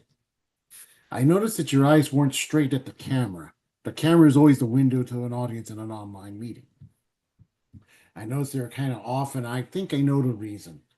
There's a lot of information you want to share, and sometimes you just aren't sure that you're going to express that in the right words that you wrote down. And so I noticed a little bit that your eyes were kind of like this. But that's okay. This just takes practice. And when we post this video onto the Leadership Speak YouTube channel, take some time to review the speech. Watch it. See what you can do to improve the gestures, the eye contact, and maybe just figure out a way if I can make this speech better, because you can carry it on to the next speech and the next one and the next one and the next one. Over to you, Mr. General Evaluator Holmes. Ray, that is one of the rare evaluations that I get multiple goosebumps moments while listening to you, especially when you help me to recap some of the deeper moments using your sorry voice and your effective use of pauses. A personal challenge to you, Ray, is when you say good job, when you say things are well done. How about having a slightly different voice? More excitement and a brighter smile. Thank you so much, Ray. Next, I'd like to invite our evaluator for the fifth speaker, Luciano Dual. He believes that strategy is an enabler to achieve your objectives in life. Over to you, Luciano. Thank you, Mr. General Evaluator. Iris, with your speech, your icebreaker, was delivered with the foresight of a already professional speaker. When it comes to icebreaker, we usually evaluate. It's an opportunity for a member to present himself and start speaking about the club, in the club. But you excel that. That only shows that you are a professional. You are good at it in delivering your speech. That's good. And during your speech, there are key points that you really excelled at. The opening, really good opening, and you described what you were going to tell the audience. Usually on an icebreaker, you start talking about yourself, but you decided to tell the story. And you told us that you were going to tell the story. That's the important thing. And the good thing about using the story is that you anchor two items that everybody could relate to.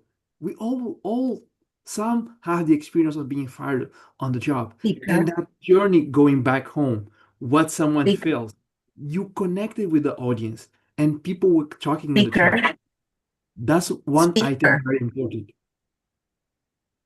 That's one item very important. And also at the beginning, when you asked people to raise their hand, you were connecting. September 11th. Sorry, someone is speaking on the background. Please confirm. Thank you. Okay, so that's extremely important. And there were a couple of points that you asked me to look at in your speech. Those were your personal objectives. Speech flow. I really like the speech flow, how you delivered your speech, and we could follow the emotions through your speech. When you started removing the glasses and the word, you started speaking slower. So we could follow that. And when it comes with connecting with the audience, you really did connect with the audience, because after you asked the questions, that people raised their hands, people was also talking in the chat about what you said in your story. That's extremely important. The clarity was there in the language. Good. And one of the last point that you asked is the relevance of the speech. That's extremely important, because there's a key message that you said is you may fall down. That fall could be the opening of a new opportunity. So one should always look at the perspective. There are things that happen in your life, bad experiences, but also there's another opportunity for that, which you showed You were fired from your job, but you got another employment with a bigger company, and you're able to grow. So that's a very important item. What I would like you to work on is work on your timing so that you can have enough time to close your speech. That's one item. And the other item is use the pauses to emphasize the message. That will be key. And my challenge to you is continue with the same energy and excitement in your next speech. Thank you very much. Over to you, Mr. Toastmaster. Mr. General Evaluator, sorry. Thank you so much, Luciano. What amazed me about Luciano's evaluation was how he could remain calm, confident, and in control throughout the entire evaluation, despite there being interruptions. One area which I think Luciano can work on in his future evaluations is to add the summary behind, so we don't lose out on the important essence of his earlier part of his evaluation. Thank you so much, Luciano.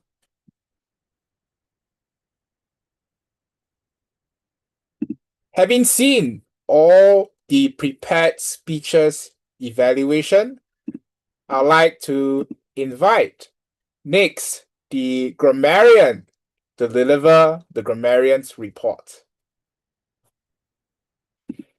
Our grammarian, Nellie Jane, believes that our team today is a team where vision can turn into action.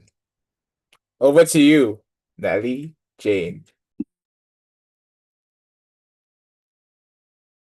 Thank you so much, General Evaluator. As your grammarian tonight, it was my role to attentively listen to the use of language, our choice of words, expression, and grammar all throughout the meeting.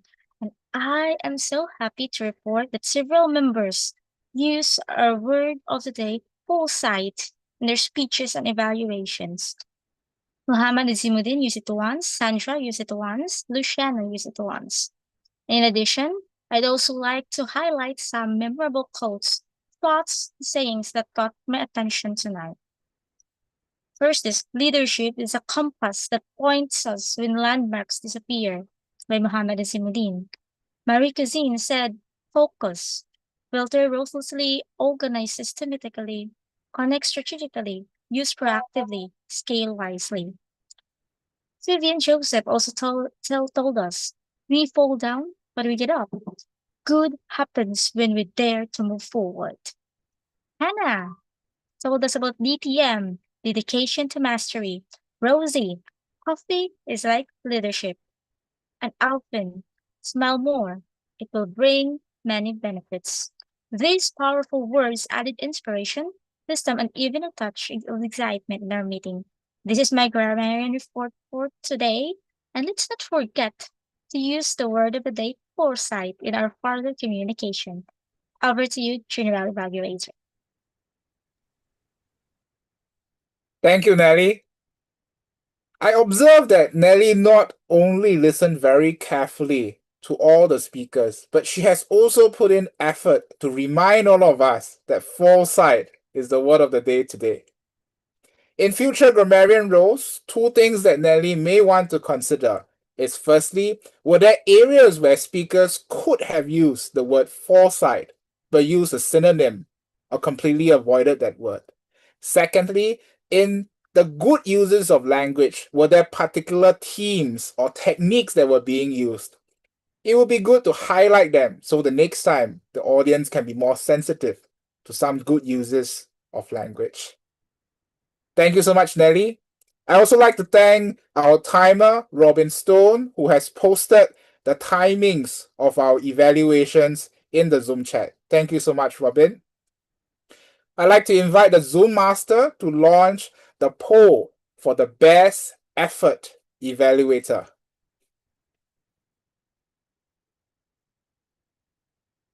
Zoom master.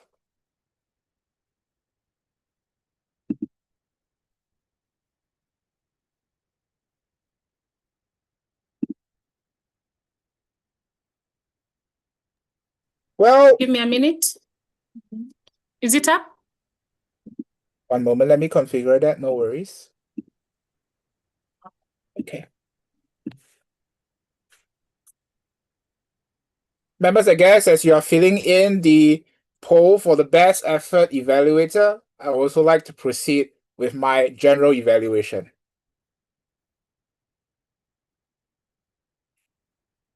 This goes especially to our guest. As you attend each leadership speak meeting, see it not as coincidence. See it that it is a product of intentional and systematic preparation, where each role is trained, each set of speakers and evaluators are encouraged to connect with one another, that each speaker have multiple opportunities at club-organized training sessions to practice, to revise, and in some of our speakers' case, revolutionize their speeches just in the past 2 to 5 days. This is what is going on in each and every single leadership speak meeting. In addition to that, we, like any other club, also do face last-minute changes, last-minute dropouts. I don't know how many of you noticed, but there is a difference in what is written on the agenda and what was actually done. One person I like to commend here is Ray, who took up the role, an additional role, of greeter, managing all our guests and members that are coming in addition to his role as the prepared speech evaluator for speaker number 4. As of any meeting, there will be some areas of improvements. Many of them have been pointed out by our evaluators, and a few things I like to re-emphasize here for everybody's learning purposes. Number 1, to all members as well as future members, when you come to leadership speak, when you come to a meeting and present yourself, you own the stage. The stage is yours. It doesn't matter who is in the audience, because you are empowered to control, to command, and to guide us in our attention. You can use whatever technique you want. Stories, vocal varieties, acting, singing, which we have some today. Guide our imagination, guide our understanding, and be present, because you are empowered with the stage. Start with the attitude of being empowered. And yes, we will feel anxious, but despite feeling anxious, we can execute with executive presence. First point, executive presence. Second point, sometimes we have a lot of different things that we want to say. And this, unfortunately, becomes a bigger problem when you have more experience than something. You will be able to share more things, identify more things. However, many of us in the audience may have an unequal skill, knowledge, or sometimes in my case, I say, my brain is limited, I'm shutting down. So when we present, it is always helpful to slow down, to structure, and when you can, add some analogies, add some demonstrations, so that your most important points get captured by the audience and they become central takeaways. That is not just a one meeting or one speaker thing and then, oh, I forgot what the speaker was saying. It becomes something that they can take with them for a very long time to come. And thirdly, this is what I have observed many of us are going through. Always enjoy every single Toastmasters meeting. Because when you smile, when you enjoy, when you're happy, you learn more, you demonstrate more, and the best version of yourself can come up. All my 3 feedback: presence. Learn to emphasize on the most important point. Have fun and smile. This applies to every single role we have here. And I also hope, I also believe this applies in your life outside of Toastmasters. Thank you very much. With that, I'd like to hand back over to the Toastmaster of the day, Arouna, to guide us towards the last portions of the meeting. Arouna. Thank you very much, Holmes, for this general evaluation. And now we will move on to the section about the thoughts of the theme, which will be delivered by our dear E.J. McDowell.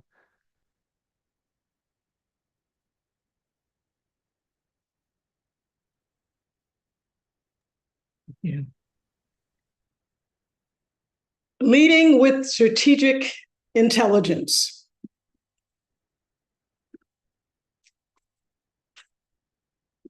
Imagine a championship team. They've got skill, passion, and energy. But what really sets them apart is strategy. Every play connects, every intention, every person knows their role. That's not luck, that's leadership. And that's who we are here in our advanced club. We aren't just speakers practicing speeches. We are leaders practicing strategic intelligence.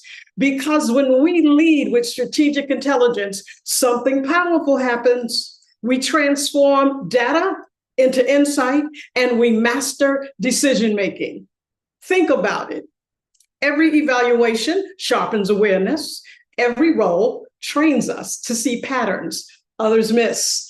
Every meeting is a live laboratory where we connect ideas, test approaches, and stretch beyond comfort zones. We don't simply speak here at Leadership Speak. We engage, we evaluate, we succeed together. And because we lead with strategic intelligence, we don't just stay relevant. We set the standard. We remain at the top, not by chance, but by choice. That's the power of us. Strategy in action, leadership in motion, a championship team right here. Thank you very much. This has been a great meeting, leading with strategic intelligence. Back to you, Toastmaster of the Day. Thank you very much, E.J. At Leadership Speak, we don't not speaking. We're not speaking. We set the standards, not by change, by choice. Now it is time to have the results of the pool of best effort speaker and also for the best effort evaluator. So I will invite our peer master to share the results of the tool. For the best evaluator effort, the winner is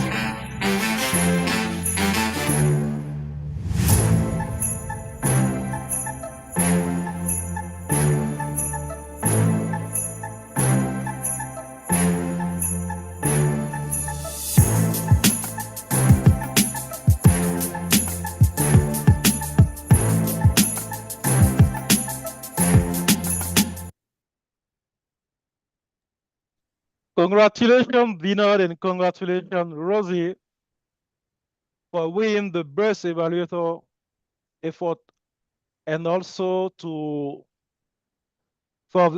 the first best evaluator effort, and also for the best speakers effort. Now I will invite our dear President, Holmes, for receiving the feedback from our dear guest. Holmes, the floor is yours. Thank you so much, Luciano. Let me call upon a few guests as well as our newer members to share their feedback for the meeting.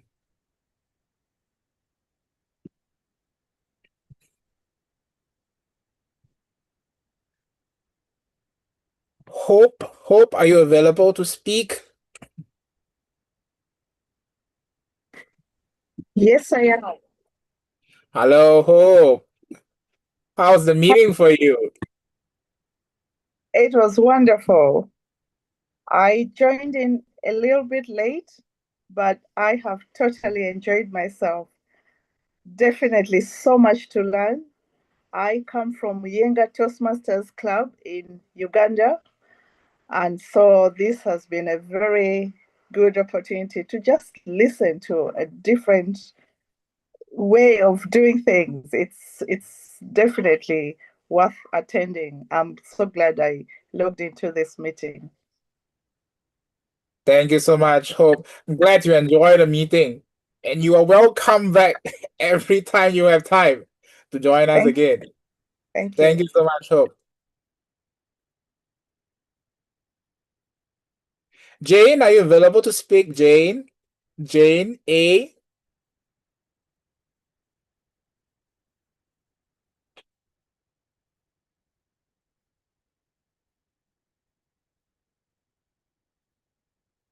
Hello, Jane. How was your day and how did you find the meeting?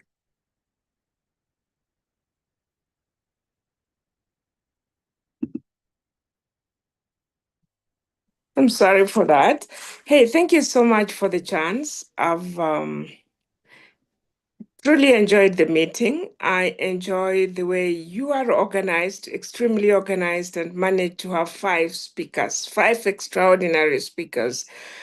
Thank you so much for the opportunity to learn and the immediate feedback almost after every. You gave quite a lot of evaluations after quite a number of speakers. I found that quite useful. I'm Jane Amisi from Nairobi, Kenya, and I'm a member of Toastmasters. Thank you. Thank you so much, Jane. We appreciate your presence and you are welcome to visit us whenever you have time. Thank you so much, Jane. I also like to invite some feedback from some of our latest members. Helene, are you there? Helene? Yeah, hello. Yeah, I'm here. Today was my first time. I was sergeant at arms, and I felt very nervous, but finally I did it, and I feel happy. Yeah, thank you very much. And I Tell us a little bit about the training and whether it helped you. yeah, yeah, I feel very happy because I have received supportive of many members of the club, and yeah, I feel grateful for that.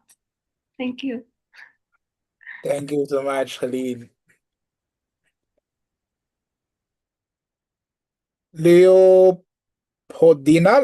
are you available to speak?